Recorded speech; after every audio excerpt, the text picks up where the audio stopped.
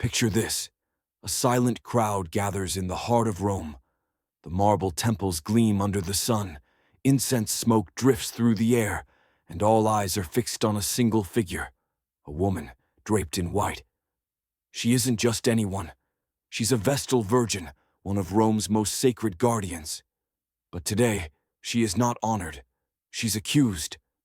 And the punishment waiting for her will be more horrifying than most people can bear to imagine. This is the story of Rome's sacred virgins, the most respected women in the empire, and the most brutally punished if they failed in their sacred duty. Now, to understand why their punishment was so cruel, we need to look at who the Vestal Virgins were. For over 1,000 years, they were the beating spiritual heart of Rome. Chosen as young girls, usually between the ages of 6 and 10, they were taken from their families and sworn into service for 30 years. Their job? To maintain the sacred flame of Vesta, goddess of the hearth. That fire symbolized the very life of Rome. If it went out, people believed disaster would follow. But that wasn't their only duty. The Vestals had to remain absolutely chaste. Their virginity was not just a personal vow, it was a state matter. Their bodies were tied to the fate of the empire itself. If they broke their vow, the punishment was unimaginable. Here's where the fear sets in. Roman law said that no one could spill the blood of a Vestal Virgin. They were too sacred for that. So what did the Romans do when one was accused of breaking her vow? They built her tomb while she was still alive. Immurement, being buried alive. The condemned Vestal would be led in a solemn procession through the Forum, veiled and silent, as the entire city watched.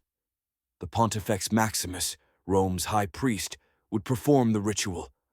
And then she would be lowered into a small underground chamber, stocked with just enough food, water, oil, and a lamp to create the illusion that she wasn't being directly killed. The earth would be piled over her. And there, in total darkness, she would wait for death. Some accounts say the Romans did this so they wouldn't technically be guilty of killing a sacred woman. But make no mistake, this was death by suffocation, by starvation, by terror. Imagine the horror, knowing you were being sealed off from the world, knowing the city you once served now turned you into a symbol of shame. And here's the twist. You might think that every Vestal punished this way had truly broken her vow. But in reality, many accusations were political. Powerful men in Rome sometimes used the Vestals as pawns in their struggles.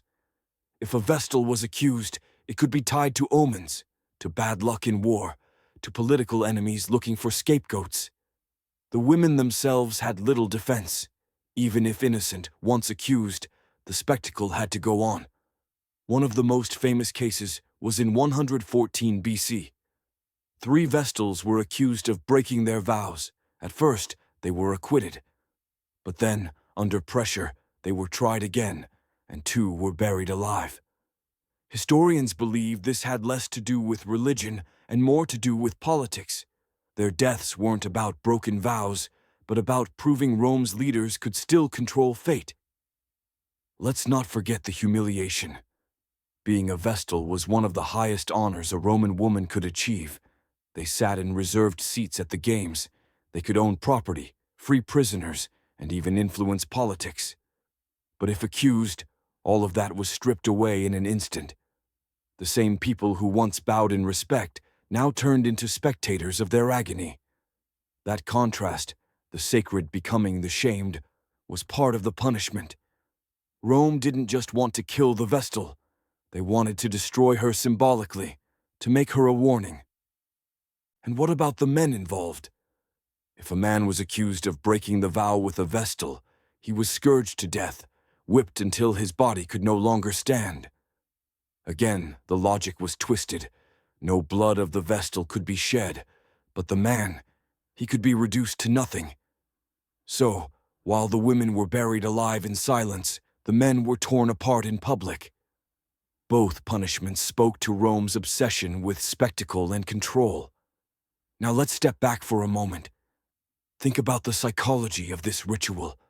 Rome was a society that thrived on order, discipline, and fear.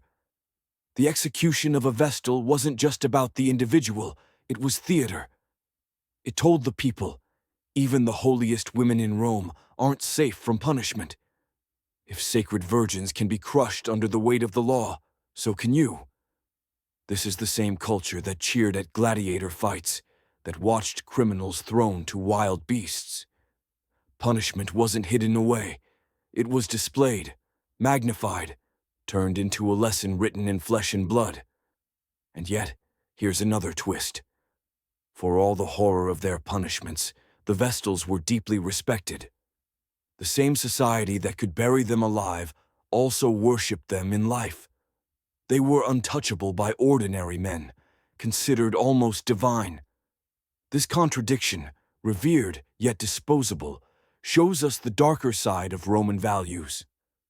Honor and cruelty went hand in hand. We might ask, why would anyone agree to become a Vestal in the first place, knowing the risks? The answer lies in status. For a girl from a wealthy family, being chosen as a Vestal meant her name would live forever. She gained freedoms most Roman women could only dream of.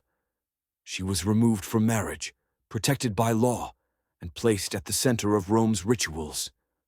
But the price of failure, real or fabricated, was a punishment beyond imagination. The story of the Vestals leaves us with a chilling lesson. Rome believed it was preserving order, punishing impurity, protecting the state. But what it was really doing was sacrificing women in the name of control. The immurement of Vestal Virgins wasn't just cruelty, it was a mirror of Rome's deepest fears. The empire couldn't risk appearing weak, so it buried its own symbols of purity alive. And now, let's bring it back to us. Why does this matter today? Because history reminds us how easily respect can turn into persecution.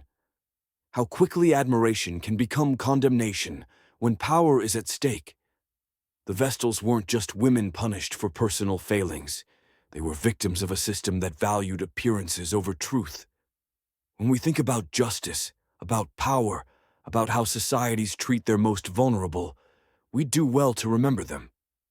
So, the next time you hear about ancient Rome's glory, remember the women in white who carried both honor and unbearable risk.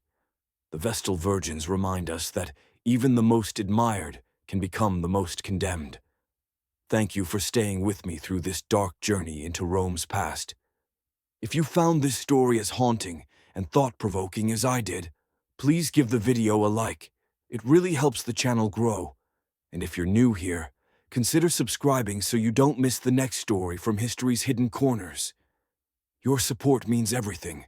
You're not just viewers. You're part of this journey of uncovering the truths that history tried to bury. Until next time, remember, history isn't just about the victories carved in stone.